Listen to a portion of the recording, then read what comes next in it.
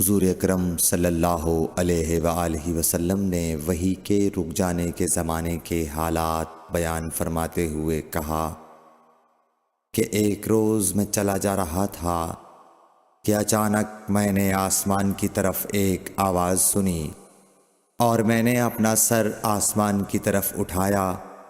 کیا دیکھتا ہوں کہ وہی فرشتہ جو میرے پاس غار حرا میں آیا تھا وہ آسمان و زمین کے بیچ میں ایک کرسی پر بیٹھا ہوا ہے۔ میں اس سے ڈر گیا اور گھر آنے پر میں نے پھر کمبل اوڑھنے کی خواہش ظاہر کی۔ اس وقت اللہ پاک کی طرف سے یہ آیات نازل ہوئیں، اے لحاف اوڑھ کر لیٹنے والے، اٹھ کھڑا ہو اور لوگوں کو عذاب الہی سے ڈرا، اور اپنے رب کی بڑائی بیان کر، اور اپنے کپڑوں کو پاک صاف رکھ اور گندگی سے دور رہ۔ اس کے بعد وہی تیزی کے ساتھ پے در پے آنے لگی۔ صحیح بخاری حدیث نمبر 4۔